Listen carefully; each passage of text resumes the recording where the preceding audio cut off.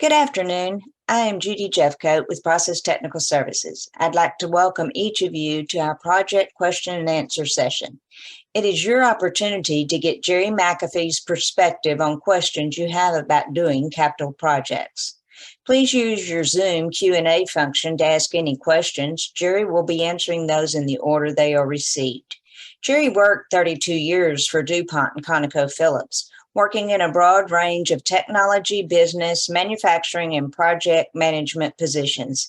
His projects received multiple corporate recognitions for engineering excellence and for safety and environmental excellence. His last project was named a DuPont Engineering Top 10 accomplishment for their Centennial celebration. Jerry retired in 2004 and joined Process Technical Services as course director for their renowned Process Plant Startup Seminar. He also performs readiness for operations reviews and consults on major projects. Jerry? Thank you, Judy. Let me thank our attendees for joining us. I assume most of you are here because you're involved or want to be involved in executing capital projects. As Judy said, I had a broad range of assignments in my career, but the bulk of my time was spent in plant manufacturing. And the years I spent doing plant projects were the most exciting, challenging, and satisfying of them all. And that's when I built my strongest personal relationships. You just can't work that closely with people and not develop strong personal bonds. Projects are a heck of a lot more fun when you succeed. Unfortunately, if you define success as meeting the three key project objectives, being cost, schedule, and plant performance, a study by the Standish Group of 10,000 projects worldwide showed that less than 1/3 of capital projects succeed.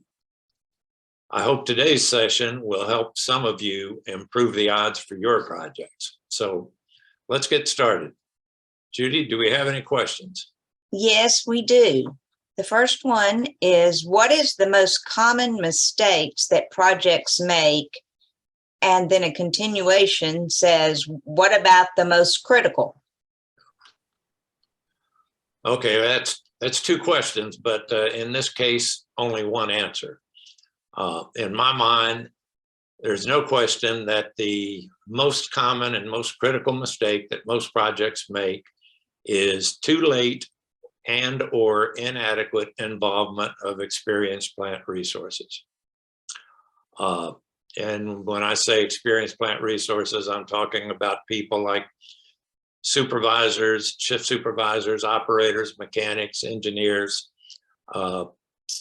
the people at the factory floor. You know, when you start trying to get people onto your project, you know, a lot of times you'll hear comments like, oh, we don't have the people. The business folks will push back. They want to defer any expenses until the last possible minute. But think about it. If you're building a house, are you going to go to a contractor and tell them, look, I want to build a 4-bedroom house, 3-car garage, I want a game room, 4.5 baths. Now let me know when you're ready to show me the design, right? Or are you going to sit down with that contractor almost daily to talk about and decide things like whether you want a gas or an electric stove? Do I want hardwood or carpeted floors? Asphalt, wood shingles, metal roof, you know, what kind of paint colors am I going to be willing to live with for years? You know, I think obviously if you're building a house, you're going to take the latter approach. So if you wouldn't build $1 million house without extensive owner involvement in all those decisions, why would you do it with a $100 million chemical plant? And if you settle for just checking design at 30, 60, and 90% complete, you're going to lose an awful lot of time debating going back and forth with the contractor and redoing decisions they've already made. So I think an early commitment of experienced plant resources gives you a design that you can execute with minimum cost and delay.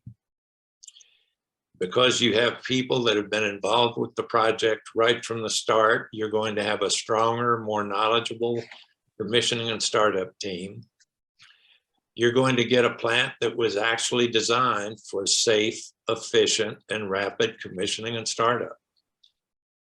And you're going to get less cost growth, shorter engineering and construction cycle, and according to IPA and their benchmarking work, you're going to produce 10% more production in the first year of operation. So in my mind, common sense says that involving experienced plant resources early is the smart thing to do, and that's supported by real world benchmarking. I think the commitment that we made to staffing is the main reason that the 3 projects that I led met or exceeded all 3 of those key objectives, as well as achieving safety and environmental excellence. So, Judy, anything else? This one's a little bit long. Teamwork is important on a project, but my engineering contractor doesn't like me nosing around into his business. He says he's got everything under control and my plant folks should just focus on doing their job, not his. How do I improve the communication so that we can better coordinate our efforts? Well, that's certainly a real world situation. And in doing projects, teamwork is absolutely critical. And when you run into that kind of a situation, you need to work on that and resolve it right from the start. It's just going to get to be more of a problem as the project progresses. The project is going to suffer anytime someone is defensive or they're more concerned about protecting their own turf than helping the project succeed. So you need to help that person understand that if the project doesn't succeed, everybody suffers. As they say, when it hits the fan, it gets on everyone. Okay? It's in each organization's interest to help the other organization succeed. I've never seen one organization come out of a project looking like a superstar if the project was unsuccessful. So it starts with the example that your leadership sets. You need to get those key leaders together for an open heart-to-heart discussion and have them talk about what they can do to help each other, not just to do their own job better. Once you get the leadership aligned, then it becomes a matter of the behaviors and the standards that those leaders set in their own organization. All right. Any advice on how to give the boss bad news without him killing the messenger? Yeah, we're definitely getting in the real world now. I've always thought that was why no DuPont project manager ever became CEO of DuPont. You know, you just have to tell too many people stuff that they don't want to hear. This is the area that I call managing expectations, and it's one of the most difficult and important project management challenges. You have to realize that most executives have never done a project, they've never started up a new plant, so they don't know what it takes to do it well. And they don't understand the incentive to do it well, rather than just getting the project done. So you have to accept personal responsibility for educating those executives, helping them realize and understand anytime you see that an expectation is unrealistic. You want to do it tactfully, of course, but and you don't want to just give them your opinion, okay? You need facts to back it up. So you better come to those discussions with benchmarking data, real world examples, expert opinions, whatever. But you have to make them understand as soon as you're certain that something is not going to happen. Sooner or later, reality is going to happen. And the longer you wait for them to find that out, the fewer and more costly are the solutions. As they say, your beating is going to hurt a lot less today than it will 6 months from now. Okay, I have another one. I agree it makes sense to involve experienced plant people early in a project, but our company is really small and lean and doesn't have the extra people. Where do I get these people?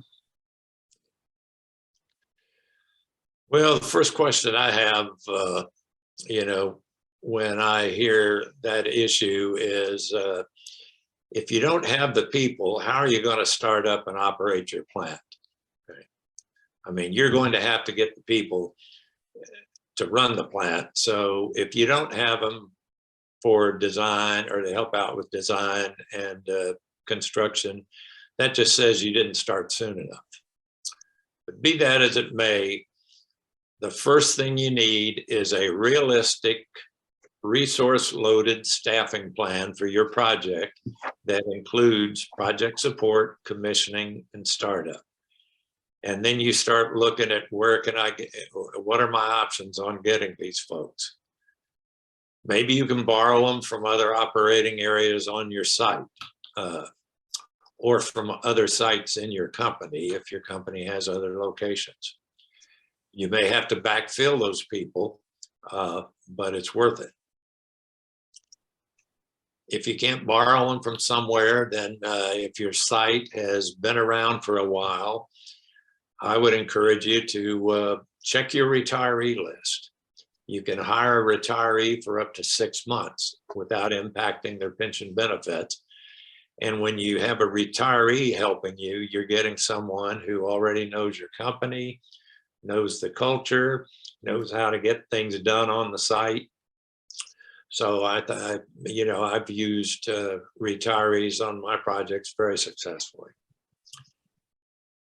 And then, if that doesn't get you where you need to be, you can always get contract help.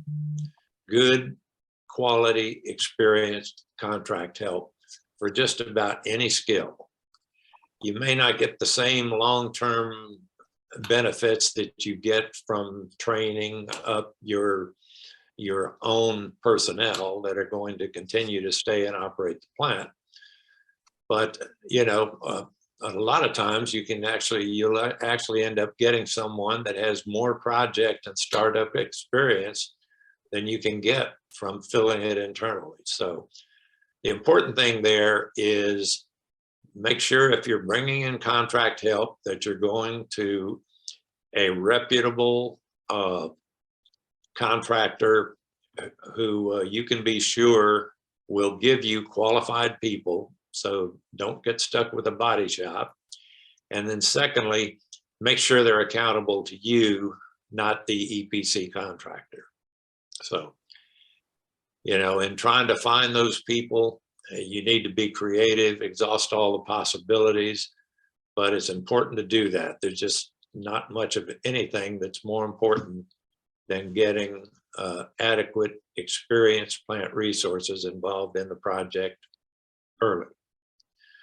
We talk a lot more about this in our process plant startup seminar, and I show the attendees the kind of staffing levels that helped my project succeed, and I show them what those people were doing at each stage of the project. Well, I have a comment for you. I agree with getting plant personnel involved with design. Sadly, owners and management want too many cost cuts before and during construction.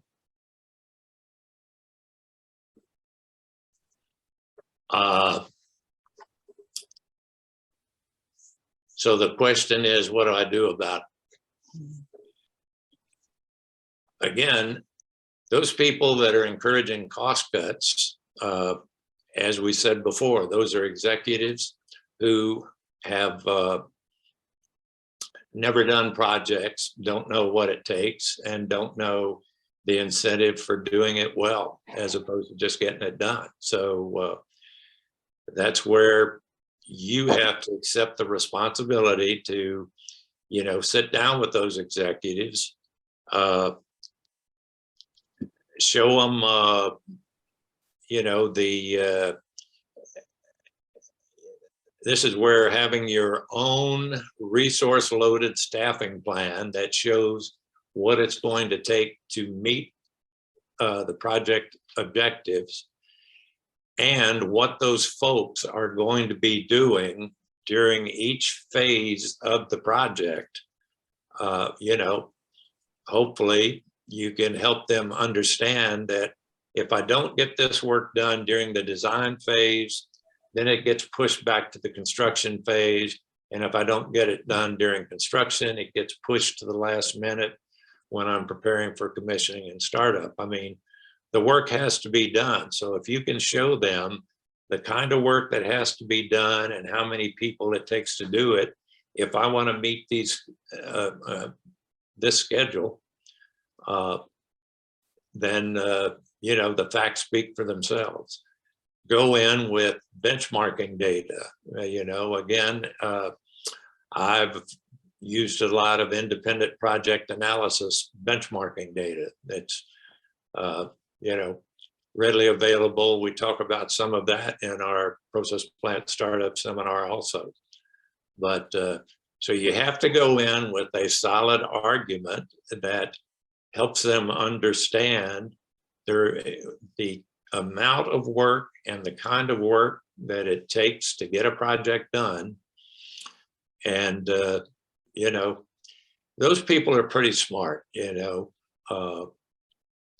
It's your responsibility to keep them from making a bad decision.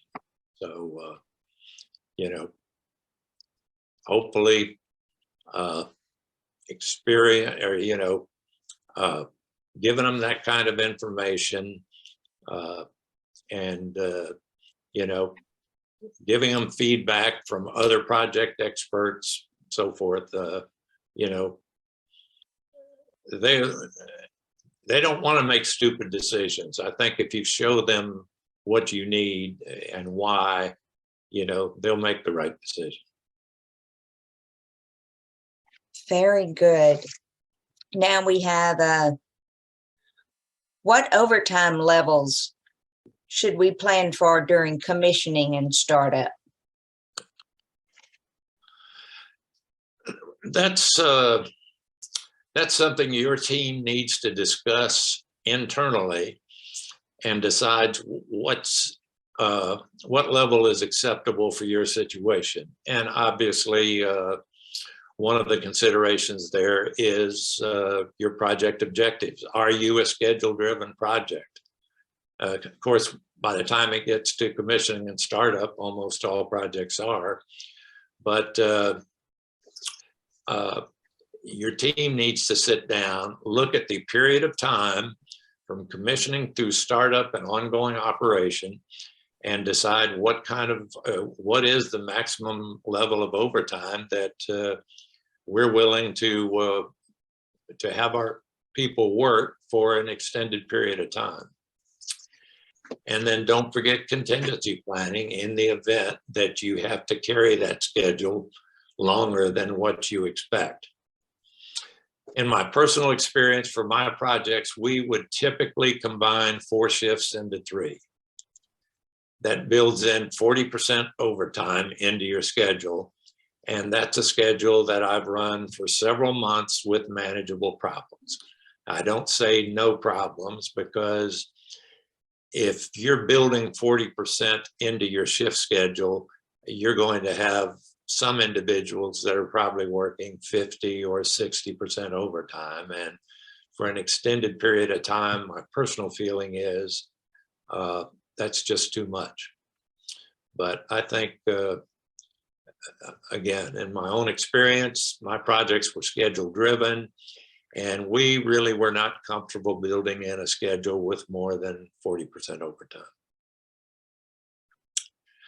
Let me just add one more thing. The one place where I would deviate from that on my projects was in the control room, for startup, not for commissioning and startup. For commissioning, they were on the same schedule. The control room people were on the same schedule as everybody else. But for startup, being new technology projects, we wanted to make sure that we were not stretching them too far.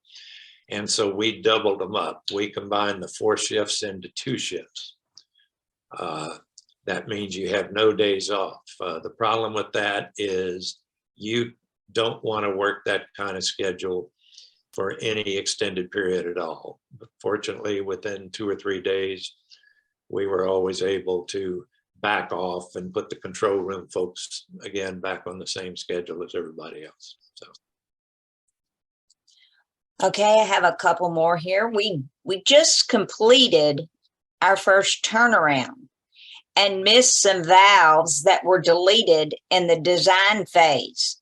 We also are not set up to decontaminate the refinery for turnaround. Do you have a turnaround requirements implemented into your designs? I guess I'm not sure what they're looking for in that question. I mean, to me, an annual turnaround is really very much like starting up a new plant for the first time.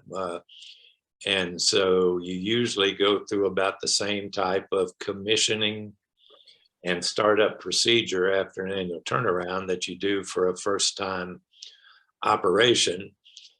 And, you know, hopefully in your initial design, you have reflected, I mean, you know, you're going to have annual turnarounds or, you know, major maintenance turnarounds at some frequency. So certainly you would try to reflect all of those needs, whether they be extra valves, jumpers, sample points, whatever, all of those kind of things that you would need for a major maintenance outage certainly ought to be included in your original plant design.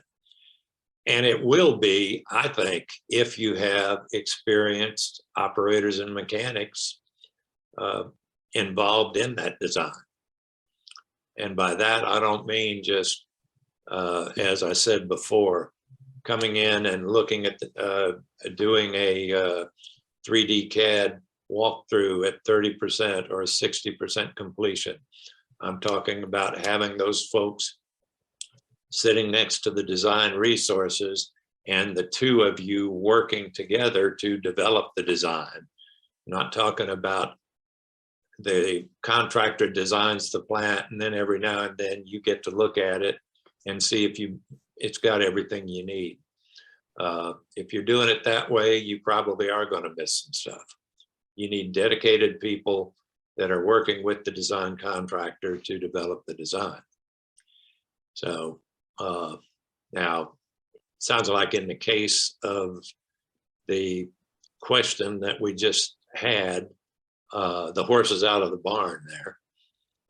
So the question is, what do you do about it going forward? And, you know, I'd certainly have to know a lot more about that particular situation to offer any more there.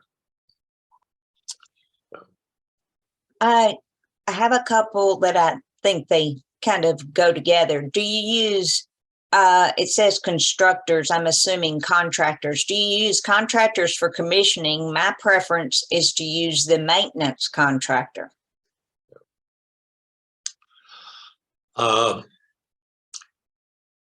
always used and strongly prefer using my own plant organization for commissioning and startup. I mean, you know, for a couple of reasons. One, commissioning is your last chance to find potential startup problems before you're introducing hazardous materials. And so you want your own team, going through that learning experience and getting into the details of, where the valves are located and so forth. If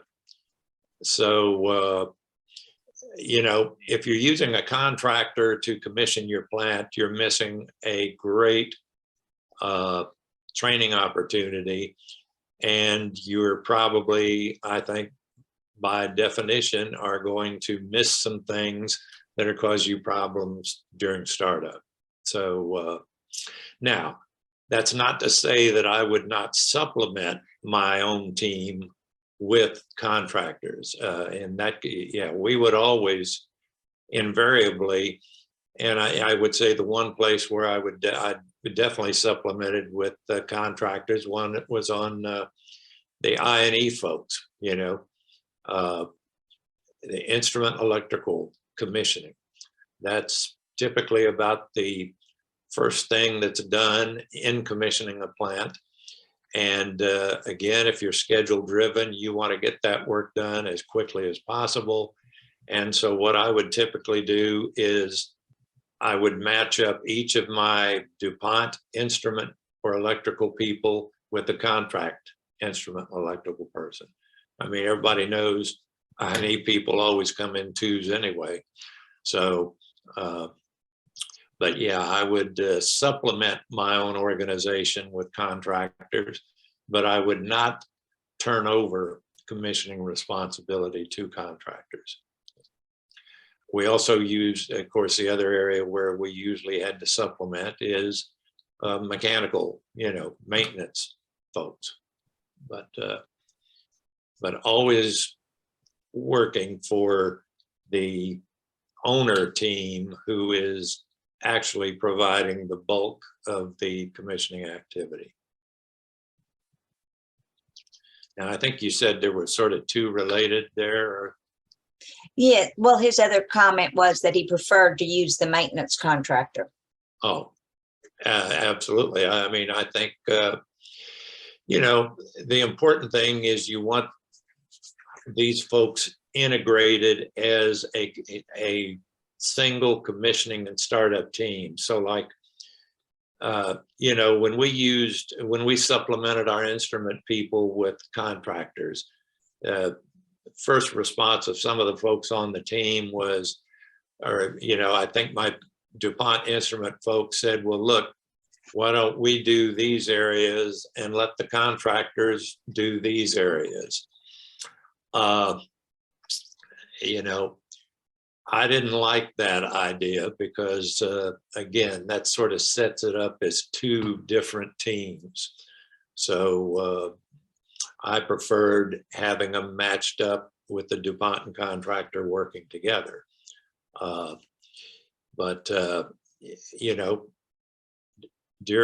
Once the plant's up and running, you're going to be working with some local maintenance contractor for, various jobs whenever, well, certainly for annual turnarounds like we just talked about. So you might as well start working on that relationship. And if you need supplemental resources during commissioning and startup, then that's the first place I'd go to try to get that kind of help.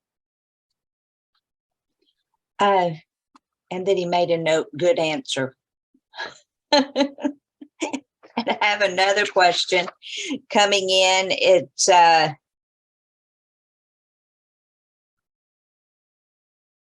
what overtime levels should we plan for during commissioning and startup? We did that. That was that we already did. Talked about. So I can mark him what I off. used to do, but again, that was where my teams usually came out, and we were in every case were a new technology project and high priority schedule driven. So we were pushing hard, but never felt more comfortable in pushing above 40% for planning purposes. Yeah. All right. How do I know when to approve a design change and when not to? Well, I can tell this is somebody, we've got a lot of attendees who have actually had to work on projects before, because all of these are real world situations. You often hear in projects you can have cost, schedule, or quality. Pick 2 out of 3, okay? And there's a lot of truth to that, but I think effective change management is one of the few areas where you can actually get 3 out of 3. But it's always a tough decision. You know, it's always a difficult issue. I think it's one of the most important but most difficult project management challenges that I had. I mean, if your standard's too tight, you're going to have a difficult startup and poor plant operation. I mean, if your plant resources are finding issues and problems in the design and you're not going to make those changes, you're going to pay for it. But if your standard's too loose and you're letting too many changes be made that aren't absolutely critical, you're going to have a lot of mistakes being made, confusion, because drawings, you're going to have a lot of revisions of drawings circulating. You're going to end up with a much higher installed cost and a late startup. So you got to start with a formal procedure that makes it clear to everyone just what the requirements are to justify a change at each stage of the project, and recognize that that requirement will probably change as you go from design, from conceptual design to detailed design to construction to commissioning and so forth. The hurdle rate for making changes is going to increase. So you need a procedure that helps them understand what justifies a change. And I'm sure that procedure, you know, you'll probably have a statement. I've had folks that come to the seminar and say, hey, we don't have a problem managing change. You know, we only make changes if it's unsafe or won't work. And I think that's fantastic. You know, yeah, you need a statement like that, but don't kid yourself. Having a statement that you're only going to make a change if it's unsafe or won't work doesn't eliminate the disagreement and the debates, you know, because most of the change requests that you get are going to be in that gray area in between. There is almost never going to be a situation where something's totally unsafe and this is just perfect, you know. You know, you need to have that kind of, you know, statement or philosophy only if it's unsafe or won't work. But the bottom line is you're still going to have those difficult discussions, and you should have the leadership team for the project, not one individual, should be discussing those change requests constructively and making the final decision as a team based on what best meets your project objectives. And those leaders also have to be aligned around the importance of controlling change rigorously. When they decide, yes, we're going to make that change, everybody should go back to their organization and say, the leadership team has decided, yes, we're going to do it. Or the leadership team has decided we are not going to make that change.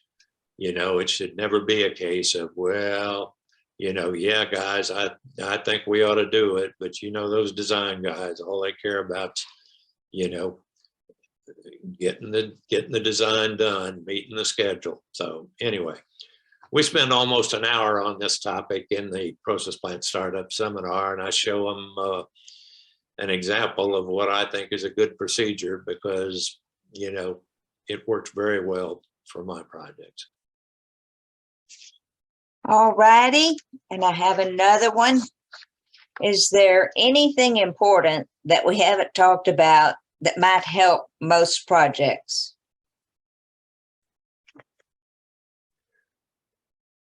Well,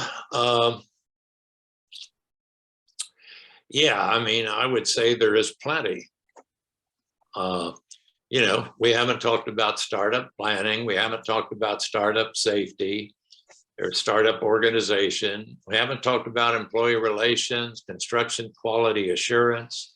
You know, how do I build quality into the facility rather than trying to inspect it in after the plant has already been built?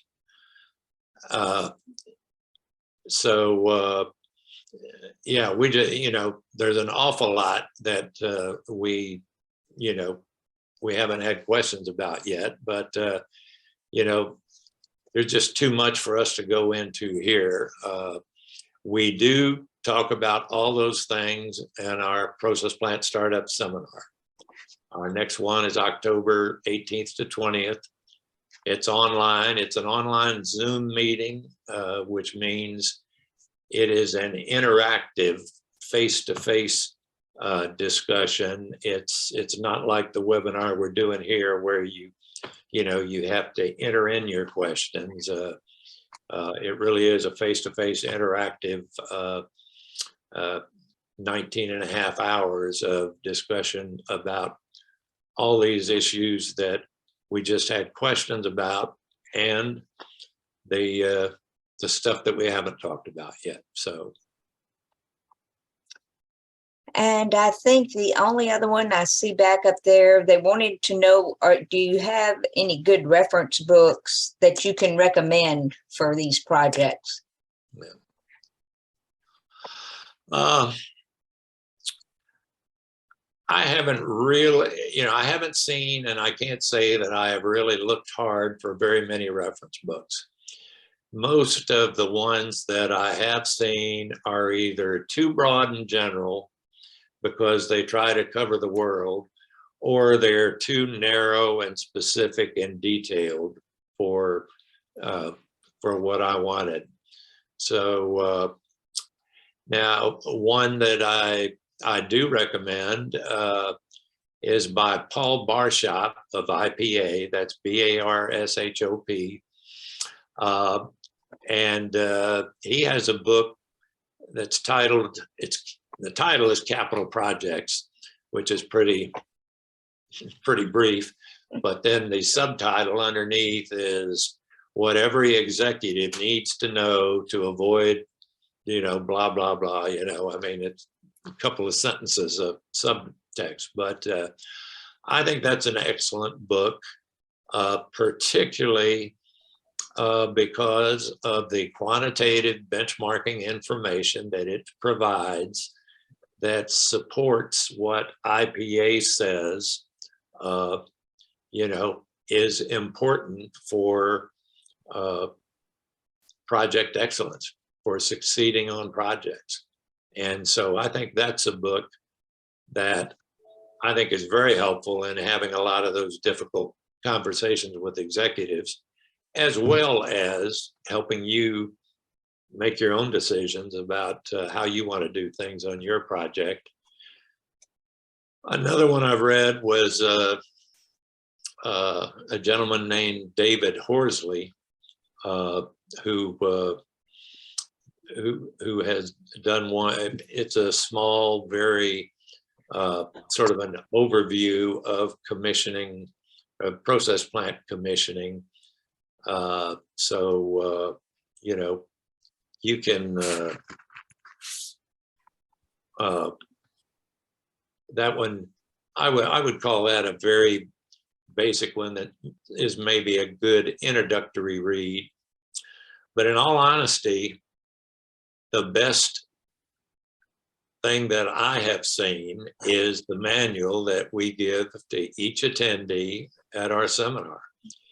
It's comprehensive. It covers the whole project cycle. It's filled with proven and practical data, tools, information based on extensive benchmarking, my own 40 years of experience, and the 40 years experience of Bill Tillman, the gentleman that developed this seminar. So for less than $1,000, I can't think of a better investment for any manufacturing capital project. So, you know, what's a day of production worth from your project? You don't know that. You ought to talk to your business people and find out, because that should be the basis for a lot of the decisions that you make, particularly around staffing and cost elements. So the payback on that, you know, I had Bill Tillman come to my plant for each of my 3 projects and present the seminar to my commissioning and startup team. And I think the payback for my project was in the order of multi-millions. So anything else? I don't have any other ones at this time. Okay, well, good. And I guess, again, I would like to, you know, thank all our attendees. I would like to see some of them in the process plant startup seminar. You know, project people always like getting together with other project people and sharing frustrations and experiences. And we certainly do a certain amount of that in the seminar also. So I think Judy's put it up here, the information. So if you'd like more information on it, you can see her phone number and email there. So let Judy know, and I'll hope to see some of you in a few weeks. Thank you. Thank you. And I hope we do this again, possibly in the next quarter.